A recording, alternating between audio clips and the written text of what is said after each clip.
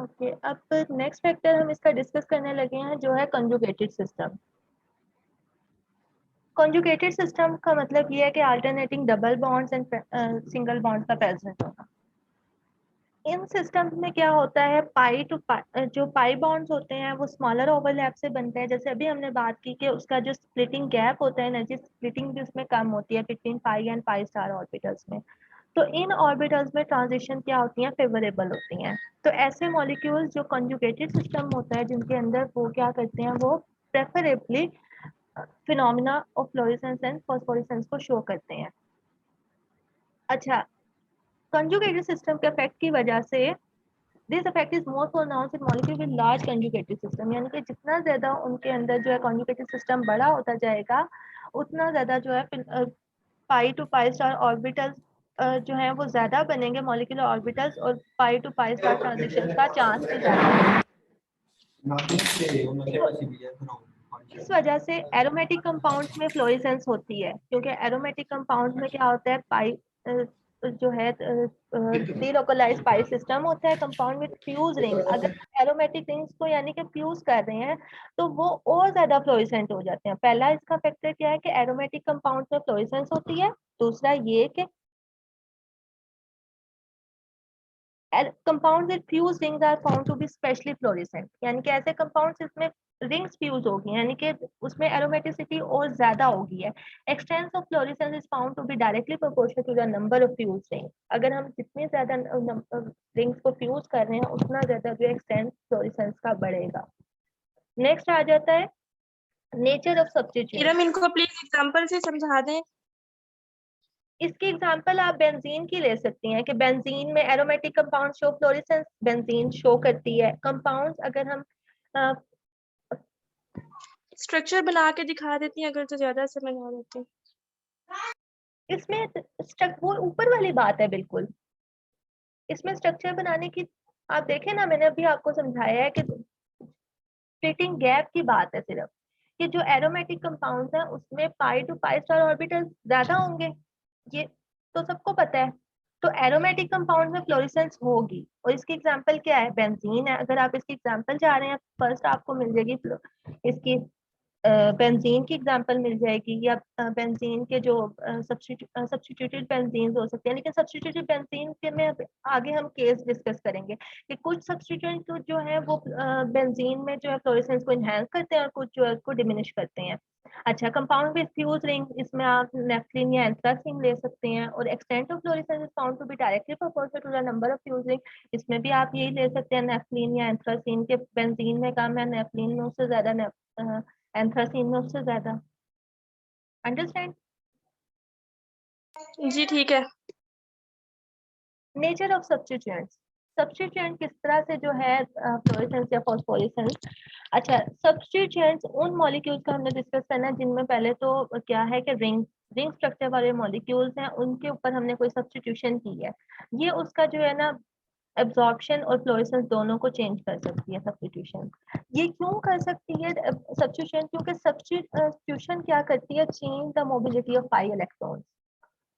अगर हम कोई सब्स्टिट्यूएंट उसके ऊपर लगाते हैं तो वो पाई इलेक्ट्रॉन्स की मोबिलिटी को चेंज कर देता है, कि वो लेस मोबाइल हो रहे हैं या उससे मोर मोबाइल हो रहे हैं, उसकी लोकलाइजेशन बढ़ रही है, डीलोकलाइजेशन बढ़ रही है या कम हो रही है पेरेंट कंपाउंड की निस्बत। तो यहाँ पे हमारे पास तीन इफेक्ट्स आ जाते हैं। Electron donating groups NH2OH tend to enhance the fluorescence. ये जो मॉलिक्यूल्स होते हैं इनमें फ्लोरेसेंस क्या होती है, इनहेंस होती है।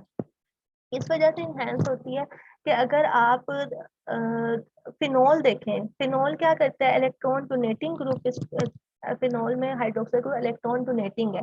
ये जो डीलोकलाइजेशन को इनहेंस करेगा बेंजीन में, यानी कि पाई टू पाई स्टार ट्रांजिशंस को फेवर करेगा।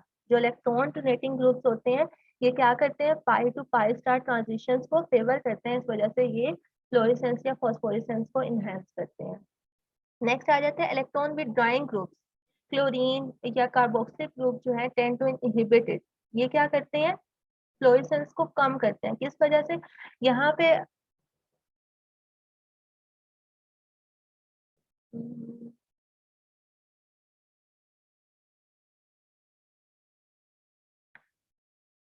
मैं बनाने की कोशिश करती हूँ। ये जो है हमारे पास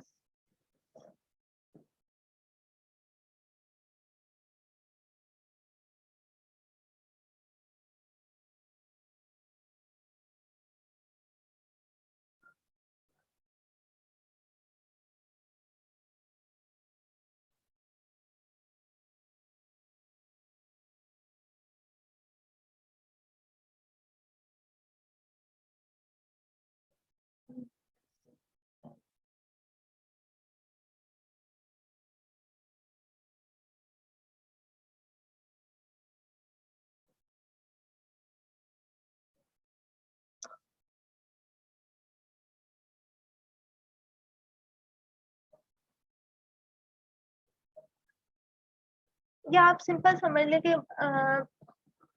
क्लोरोबेंजीन जो है, क्लोरोबेंजीन क्या करेगा, बेंजीन से इलेक्ट्रॉन्स को अपनी तरफ खींचेगा, इलेक्ट्रॉन वहां से विथड्रॉ करेगा, उसकी डीलोकलाइजेशन को ये कम करेगा, पाई टू पाई स्टार ट्रांजिशंस को ये इनहिबिट करेगा, इस वजह से इसका फ्लोरेसेंस या फॉस्फोरेसेंस जो है वो कम हो जाएगी।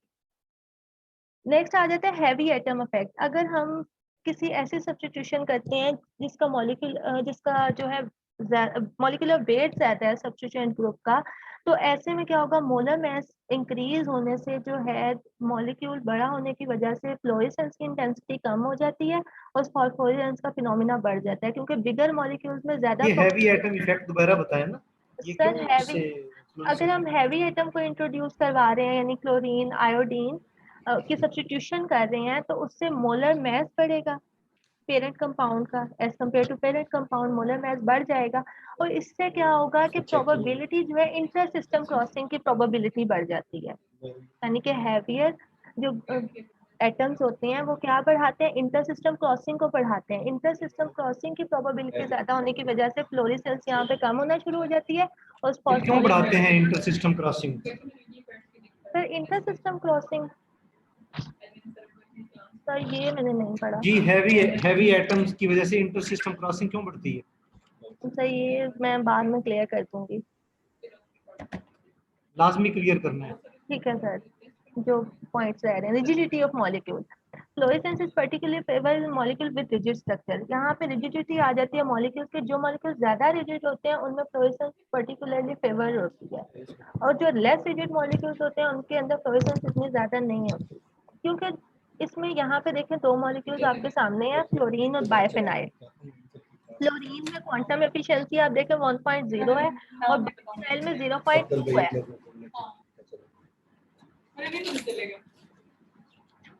फ्लोरीन में क्वांटम एफिशिएंसी 1.0 है, बाइफेनाइल में 0.2 है। यहाँ पे फ्लोरीन का जो स्ट्रक्चर है ये मोर रिजिड है, यानी कि इसके अंदर जो है फ्लेक्सिबिलिटी कम है एज कम्पेयर टू बाइफेनाइल। बाइफेनाइल जो है इसके अंदर फ्लेक्सिबिलिटी ज्यादा है, और फ्लेक्सिबिलिटी ज्यादा होने से, रिजिडिटी के कम होने से फ्लोरेसेंस क्यों कम होती है, उसकी रीजन ये है कि जितना ज्यादा मॉलिक्यूल लेस रिजिड होता जाता है उसके वो लेस प्लेनर होता जाता है, उसके एक प्लेन में किसी एक वक्त पे, एक मखसूस वक्त पे एक प्लेन में रहने का जो चांस होता है वो कम हो जाता है। जब उसका एक प्लेन में रहने का चांस कम हो जाता है तो पाई टू पाई स्टार ट्रांजिशंस कम हो जाती हैं, उसके मुकाबले में वाइब्रेशनल रिलैक्सेशन या इंटरनल कन्वर्जन ज्यादा हो जाती है, क्योंकि जब उसका प्लेन चेंज होगा, जो मॉलिक्यूल्स जिनमें ट्रांजिशंस होनी थी पाई और पाई स्टार ऑर्बिटल्स में, अब वो प्लेन से हट गए हैं, तो उनको जो है बैक ट्रांजिशन एक्साइटेशन के बाद जो है मॉलिक्यूल ने अपनी प्लेनरिटी में उसमें चेंज आ गया, अब वो डी एक्साइट वापस उसमें नहीं हो सकेगा, तो उसे डी एक्साइटेशन के जो है अल्टरनेट वो जो है पाथ लेगा, और वो अल्टरनेट पाथ क्या हो सकते हैं, इंटरनल कन्वर्जन करेगा, यानी कि वो उसके अंदर दूसरी जो भी हमने इंटरनल कन्वर्जन की बात की, या वाइब्रेशनल रिलैक्सेशन से जो है वो डीएक्टिवेट होगा, इसलिए जो है फ्लोरेसेंस का फिनोमिना लेस रिजिड मॉलिक्यूल्स में कम होता है।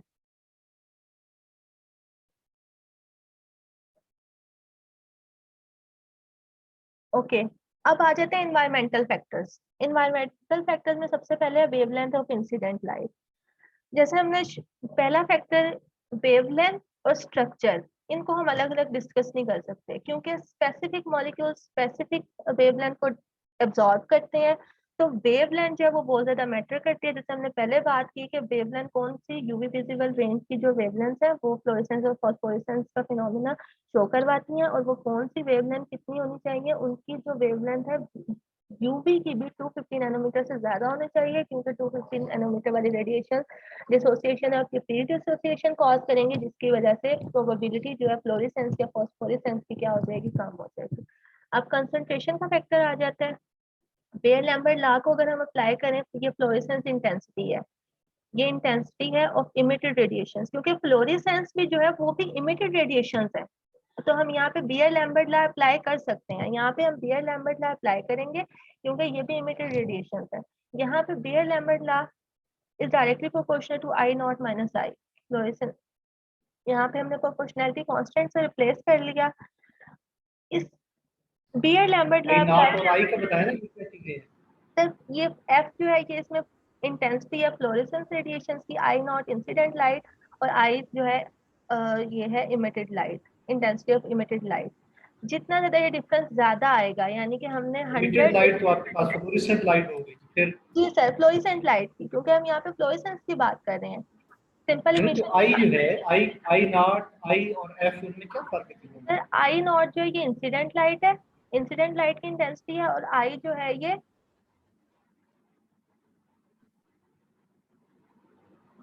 आई जो है ये इमिटेड रेडिएशंस की इंटेंसिटी है, जो कि फ्लोरेसेंस की फॉर्म में इमिट हुई है। आनी अभी मेरी चल रही है प्रेजेंटेशन, आते हैं। तो इस फार्मूले में दो इमिटेड रेडिएशंस बताई गई हैं, एक एफ के फॉर्म में फ्लोरेसेंस की फॉर्म में और एक आई की फॉर्म में। यानी कि फ्लोरेसेंस इंटेंसिटी की जो यील्ड है वो डायरेक्टली प्रोपोर्शनल है इनके डिफरेंस से। ये जो एफ है यहाँ पे ये इसको हम यील्ड में ले रहे हैं, जितना ज्यादा ये डिफरेंस इमिटेड होगा। लाइट की yield हाँ जी, और आई भी इमिटेड लाइट है।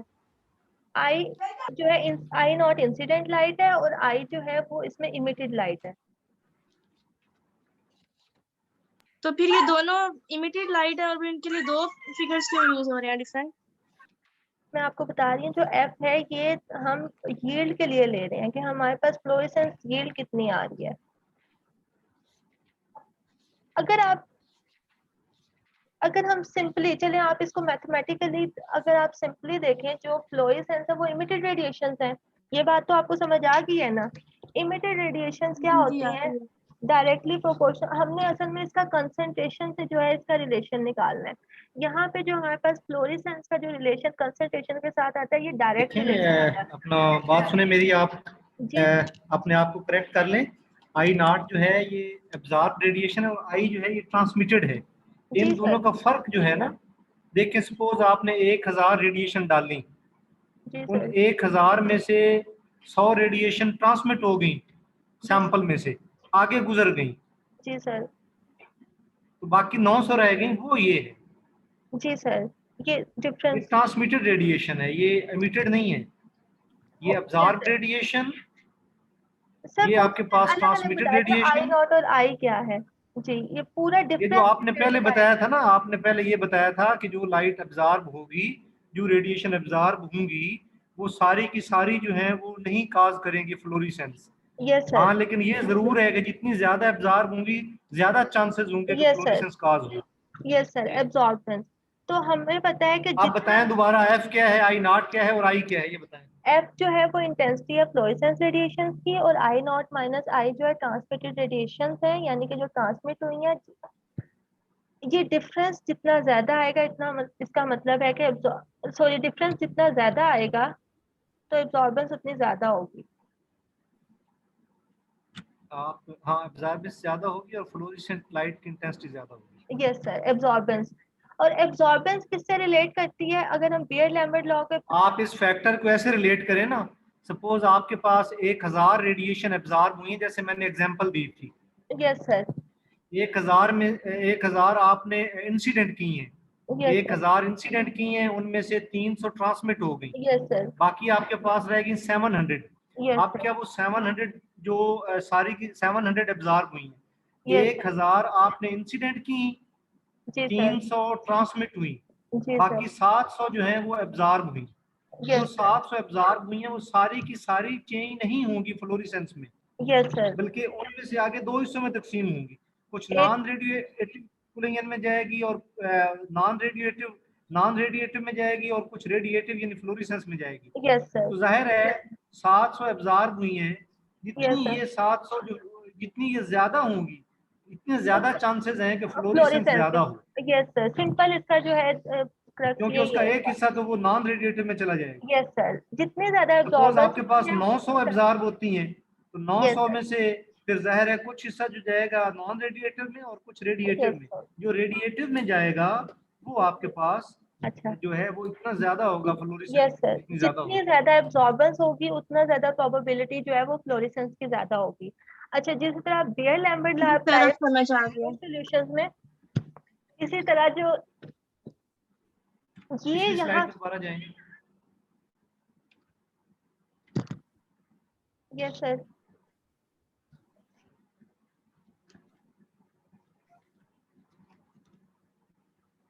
तो यहाँ पे पिछली स्लाइड पे, इससे पिछले जी जी ये ठीक है, ये हम्म, सर, यही यही ये सर, इससे जिसमें बड़ा सर ये मैथमेटिकल एक्सप्लेन कर देना सर, ये कह रहे हैं। मैथमेटिकल। अच्छा, अब यहाँ पे जो है हमारे पास जो लैम्बर्ट लॉ है, बियर लैम्बर्ट लॉ, उसमें हम कहते हैं कि इंटेंसिटी जो है वो ट्रांसमिटेड रेडिएशन की इंटेंसिटी वो बराबर है आई नॉट इंटू 10⁻⁴ ये यहाँ पे ए जो है ये एब्जॉर्बेंस है, बी इसमें मोलर एब्जॉर्बिविटी कांस्टेंट और सी कंसंट्रेशन है। सॉरी, ए जो है वो कांस्टेंट है, बी पाथ लेंथ है, सी कंसंट्रेशन है। इस दोनों साइड को हमने आई नॉट से माइनस किया मैथमेटिकली, तो यहाँ पे आई नॉट माइनस आई जो है हमारे पास ये आ गया I nought 1 minus 10⁻⁻ A B C, ये तीन फैक्टर्स मैंने आपको बताए। ए जो है वो molar absorbivity constant, b path length of the solution, c concentration of solution. यहाँ पे देखें आई नॉट माइनस आई में हम ये यहाँ पे लगाएंगे, इसमें एफ जो है हमारे पास आ जाएगा के I nought 1 minus 10⁻⁻ A B C. इसके बाद हम इसका रीअरेंजिंग करेंगे तो ये हमारे पास आ रहा है लॉग के I nought over K I not minus F A B C. यहाँ पे पहले आई नॉट जो है वो दोनों साइडों से आई नॉट में से इसको भी माइनस यस किया, सर, आई नॉट इससे यस सर, इसको भी माइनस किया, आई नॉट से इसको भी माइनस किया। जब यस ये सर, माइनस किया उसके बाद के से मल्टीप्लाई किया दोनों साइडों, इधर भी के से मल्टीप्लाई किया, यहाँ भी के से मल्टीप्लाई किया। जब इस साइड पे के से मल्टीप्लाई करेंगे तो ये साइड एफ इक्वल आ जाएगी। Yes sir. सर आगे चलो। जी चलें आगे। तो अब यहाँ पे हम देख रहे हैं कि फ्लोरेसेंस इंटेंसिटी जो है वो उसका डायरेक्ट रिलेशन आ रहा है कंसंट्रेशन के साथ, यानी कि जितनी ज्यादा कंसंट्रेशन ज्यादा होगी, जितने ज्यादा मॉलिक्यूल्स ज्यादा होंगे सोल्यूशन में, उतना ज्यादा जो फ्लोरेसेंस का चांस ज्यादा होगा। तो यहाँ पे लेकिन जैसे बियर लैम्बर्ट लॉ की लिमिटेशन है कि ये किस पे अप्लाई होता है, ये डाइल्यूट सॉल्यूशंस पे अप्लाई होता है। इसी तरह यहाँ पे फ्लोरेसेंस इंटेंसिटी के लिए भी ये डाइल्यूट सॉल्यूशन पे अप्लाई होगा। डाइल्यूट सॉल्यूशन के लिए अगर हम कंसंट्रेशन बात ऑफ सुने, खुशी जी यहाँ ऊपर फर्स्ट लाइन में हमने आई नोट को भी कांस्टेंट लिया है। जी कांस्टेंट, ये तो एब्जॉर्ब थी ना, नहीं ये नहीं फिर हम कैसे कांस्टेंट ले इंसिडेंट सकते हैं? रेडिएशन आई नोट तो एब्जॉर्ब थी ना। आई नॉट माइनस आई जो है वो एब्जॉर्ब थी, वो आपने पहले बताया था कि वो ट्रांसमिटेड थे। आई नॉट आई सॉरी ट्रांसमिटेड है। इमिटेड है और इन आई दोनों नॉट का माइनस आई डिफरेंस जो इमिटेड है वो थी। एब्जॉर्ब है। देखिए उनका जो फर्क है आई नॉट और आई का जो डिफरेंस है वो एब्जॉर्ब लाइट है ना। यस, आई नॉट आई है नॉट इंसिडेंट इंसिडेंट लाइट, है, आई है आई ट्रांसमिटेड ट्रांसमिटेड है, लाइट, और और दोनों का डिफरेंस डिफरेंस इसका जो एब्जॉर्ब है लाइट। वो एब्जॉर्ब लाइट है। ठीक, मतलब यहाँ आई नोट को हमने कांस्टेंट कर दिया है। यस, इंसिडेंट लाइट यहाँ पे जो भी हम दे रहे हैं वो तो हमें पता होगी, यानी कि हमने सारे नॉन फैक्टर्स को के नॉट में कर लिया और यहाँ पे सी हम वेरी करके देख रहे हैं, कंसंट्रेशन वेरी करके देख रहे हैं। जब हम सी को एफ के अगेंस्ट प्लॉट करेंगे तो हम देखते हैं कि डाइल्यूट सॉल्यूशन के लिए जो हमारे पास फ्लोरेसेंस इंटेंसिटी आती है वो डायरेक्टली प्रोपोर्शनल आती है to the concentration of solution, यानी कि जिस तरह हम कंसंट्रेशन बढ़ाते जा रहे हैं उतनी ज्यादा फ्लोरेसेंस बढ़ती जा रही है। इसका सिंपल ये है इसमें। और अगर हम यहाँ पे कंसंट्रेटेड सॉल्यूशंस लेते हैं तो क्या होता है, कर्व जो होती है यानी कि कंसंट्रेशन बढ़ने के साथ साथ फ्लोरेसेंस बढ़ती है, लेकिन एक पॉइंट पे आके ये जो है कर्व जो है ये बेंड हो जाती है। इसका मतलब ये है कि मजीद फ्लोरेसेंस का फिनोमिना इनहेंस नहीं हो रहा है। यहाँ पे क्या होता है, ये जो बेंडिंग होती है कर्व की या जो डेविएशन है हायर कंसंट्रेशन पे, इसे हम कहते हैं कि सेल्फ क्विंचिंग होती है। क्विंचिंग क्या होती है कि यानी कि हम फ्लोरेसेंस स्पेक्ट्रोस्कोपी डाइल्यूट जो सॉल्यूशन के केस में क्यों बढ़ती है फ्लोरेसेंस? सर क्योंकि कंसंट्रेशन ऑफ मॉलिक्यूल बढ़ रही है, एक मॉलिक्यूल के एक्साइट होने का चांस डाइल्यूट सॉल्यूशन के केस में क्यों बढ़ती है फ्लोरेसेंस? सर असल में यहाँ पे जो वजह है वो ये है कि एक्सटर्नल कन्वर्जेंस कुलियंस हो रही हैं। डाइल्यूट सॉल्यूशन जी में बिल्कुल collisions मॉलिक्यूल्स हो एक रही हैं दूसरे से की दूर वजह है। से। यस सर, internal लेकिन एक convergence, खास हद ठीक तक है। डाइल्यूट सॉल्यूशन में भी एक खास हद तक हम उसको कंसंट्रेट कर सकते हैं कि जिसमें मॉलिक्यूल्स एक दूसरे से इतने दूर रहें कि उनकी कुलियंस ना ज्यादा हो। यहाँ पे देखें ना कि जितने ज्यादा हमने कंसंट्रेशन बढ़ाना शुरू की, कर्व सीधी हो गई है, बेंड हो गई है, तो इसका मतलब फ्लोरेसेंस मजीद नहीं बढ़ रही। तो यहाँ पे जो है एक्सटर्नल कुलियन का फिनोमिना होता है, या इसको हम सेल्फ क्विंचिंग भी कहते हैं। अभी मैं सेल्फ क्विंचिंग का आपको बताती हूँ। देखें जब हमने सोल्यूशन को बहुत ज्यादा कंसंट्रेटेड कर दिया तो मॉलिक्यूल एक दूसरे के करीब आने का चांस ज्यादा हो गया। जब वो ज्यादा करीब होंगे कुलियंस का चांस ज्यादा होगा। जो एक्साइटेड मॉलिक्यूल्स हैं वो एक दूसरे से टकराने में ही अपनी जो एनर्जी है उसको जो है ट्रांसफर कर देंगे, उसको लूज कर देंगे, और फ्लोरेसेंस का जो वहां से जो चांस है, प्रोबेबिलिटी है, वो कम होती जाएगी। अच्छा, सेल्फ क्विंचिंग क्या होती है? क्विंचिंग कोई भी ऐसा फैक्टर जो फ्लोरेसेंस या फॉस्फोरेसेंस के फिनोमिना को कम करता है उसे हम कहते हैं कि क्विंचिंग कर रहा है। अगर ये अब यहाँ पे देखें क्विंचिंग किसकी वजह से हो रही है, हमने कोई एक्सटर्नल फैक्टर नहीं यहाँ पे इन्वॉल्व हो रहा, बल्कि क्विंचिंग किसकी वजह से हो रही है? फ्लोरेसिंग स्पीशी की अपनी वजह से। तो इसको हम सेल्फ क्विंचिंग का नाम देते हैं। ठीक है, आगे आ जाता है सॉल्वेंट विस्कोसिटी। ये बहुत आसान सा फैक्टर है। देखें जिस हमने सॉल्वेंट में हमने अपना फ्लोरेसेंट स्पीशी ली हुई है, अगर उस सॉल्वेंट की विस्कोसिटी ज्यादा है, ठीक है, ज्यादा विस्कस होने का मतलब क्या है कि यानी कि उसके अंदर फ्लूइडिटी इतनी ज्यादा नहीं है, मॉलिक्यूल्स की जो मोशन है वो रिस्ट्रिक्टेड होगी। सॉल्वेंट की विस्कोसिटी जितनी ज्यादा होगी उतनी ज्यादा मॉलिक्यूल्स की जो मोशन है वो रिस्ट्रिक्टेड होगी, कुलियंस का चांस उतना कम होगा, और जो है फ्लोरेसेंस ज्यादा होगी। अगर हम इसको लेस डिस्कस करते जाते हैं तो फ्लोरेसेंस की प्रोबेबिलिटी इतनी कम होती जाती है। ओके, डिजोल्व ऑक्सीजन क्या करती है कि अगर हमारे पास डिजोल्व ऑक्सीजन है, वो हमारे जो फ्लोरेसेंस जो मॉलिक्यूल है, सैंपल मॉलिक्यूल, वो उसकी फोटोकेमिकली उसकी ऑक्सीडेशन कर देगी, यानी कि लाइट से उसकी जो ऑक्सीडेशन होगी उसे हम फोटोकेमिकल ऑक्सीडेशन करके वो उसको नॉन फ्लोरेसिंग स्पीशी में चेंज कर देगी। ओके, टेम्परेचर टेम्परेचर ये आगे बहुत आसान से फैक्टर्स हैं। टेम्परेचर का यहाँ पे यही रोल है। देखें जितना ज्यादा हम टेम्परेचर रेज करेंगे, टेम्परेचर रेज करने का मतलब है हम काइनेटिक एनर्जी रेज करें। काइनेटिक एनर्जी जितनी ज्यादा मॉलिक्यूल्स में जाएगी वो उतना ज्यादा एनर्जेटिक होगी, उनकी कुलियंस इंक्रीज होंगी, उनकी मोशन इंक्रीज होगी। तो टेम्परेचर रेज करने से कुलियंस का चांस ज्यादा होगा, एक्सटर्नल कन्वर्जन ज्यादा होगी और फ्लोरेसेंस कम होगी। अगर हम टेम्परेचर को कम करते हैं तो कुलियंस जो है वो कम होती जाएंगी और प्रोबेबिलिटी जो है फ्लोरेसेंस की ज्यादा होती जाएगी। इसलिए जो many fluorophores show a temperature dependence. In such cases, the use of thermostated cell holder is to be recommended. यानी कि जो हमने कहा कि deactivation, non radiative deactivation processes हैं, जब वो हो रहे होते हैं तो वो टेम्परेचर रेज करते हैं। टेम्परेचर रेज होता है तो उससे फ्लोरेसेंस कम होती है। एक तो वो खुद फ्लोरेसेंस कम कर रहे हैं और दूसरा वो टेम्परेचर रेज करने की वजह से भी फ्लोरेसेंस कम कर रहे हैं। तो हम जो है जो हम फ्लोरेसेंस स्पेक्ट्रोस्कोपी होती है इसको हम थर्मोस्टेटेड सेल होल्डर में करते हैं, यानी कि कांस्टेंट टेम्परेचर पे करते हैं। इसके बाद आ जाता है पीएच। फ्लोरेसेंस जो होती है एरोमेटिक कंपाउंड की, जिनके अंदर एसिडिक या बेसिक सब्स्टिट्यूएंट है, वो पीएच डिपेंडेंट होते हैं। क्योंकि पीएच के चेंज होने से, एसिडिटी या बेसिक मीडियम के चेंज होने से क्या होता है कि जो आयनाइजेशन होती है मॉलिक्यूल्स की वो चेंज हो सकती है।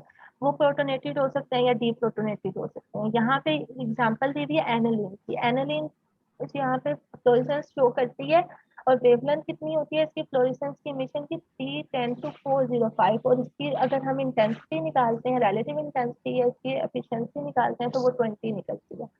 और इसके मुकाबले में अगर ये बेसिक एनिलीन है, एनिलीन क्या इटसेल्फ बेसिक है। अगर हम इसका मीडियम चेंज करके इसका हम एसिडिक मीडियम कर देते हैं तो इसकी आयनाइजेशन हो जाएगी, प्रोटोनेशन हो जाएगी। यहाँ पे देखें एनिलीन में नाइट्रोजन के साथ 2 हाइड्रोजन है, एनिलीनियम में हाइड्रोजन के साथ 3 हाइड्रोजन अब अटैच हो गए हैं और एक बॉन्ड जो उसने कार्बन से बनाई हुई है नाइट्रोजन ने। अब जो है यहाँ पे अब इसके मैं रीजन डिस्कस करने लगी हूँ। एनिलीनियम आयन में क्या हो गया कि फ्लोरेसेंस ये बिल्कुल नहीं शो कर रहा, ये नॉन फ्लोरेसेंट हो गया। यहाँ पे जो ट्रांजिशन ये एनिलीन जो था ये फ्लोरेसेंट क्यों था, क्योंकि इस नाइट्रोजन के पास लोन पेयर होता है, लोन पेयर से ट्रांजिशन हो रही थी इसकी पाई स्टार ऑर्बिटल्स में।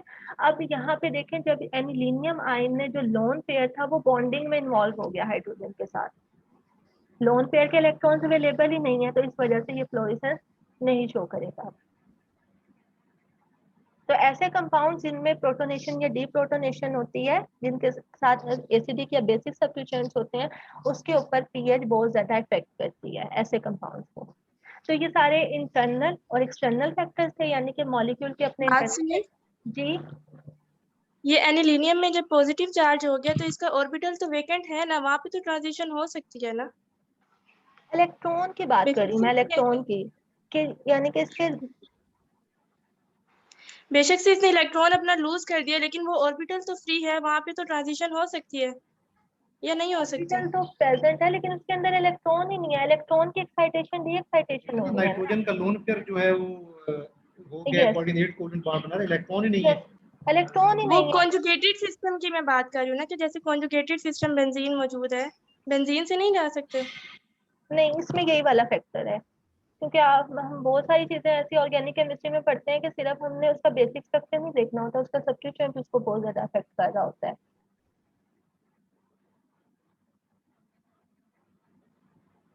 यहाँ पे यही वाला फैक्टर इन्वॉल्व हो रहा है, ये मैंने भी देखा था, मैंने जितना भी देखा उसमें यही है कि लोन पेयर जो है, लोन पेयर इलेक्ट्रॉन्स जो है नाइट्रोजन के वो बॉन्डिंग में इन्वॉल्व हो गए हैं। यहाँ पे अब इलेक्ट्रॉन्स नहीं है जो कि एक्साइट या डी एक्साइट हो सके, इस वजह से ये बिल्कुल ही, यहाँ पे आपकी बात ठीक है कि इसके पास कॉन्जुगेटेड सिस्टम है, लेकिन मैंने जितना इसको पढ़ा उसमें यही है कि एनिलीनियम आयन में lone pair electrons of lone pair involve हो रहे होते हैं फ्लोरेसेंस में। तो यहाँ पे सर मेरे सारे फैक्टर्स कंप्लीट हो गए हैं। इरम, आपकी एक्स्ट्राऑर्डिनरीली बेहतरीन आपकी थी प्रेजेंटेशन, वेरी गुड, मुझे बहुत खुशी हुई है। ये जरा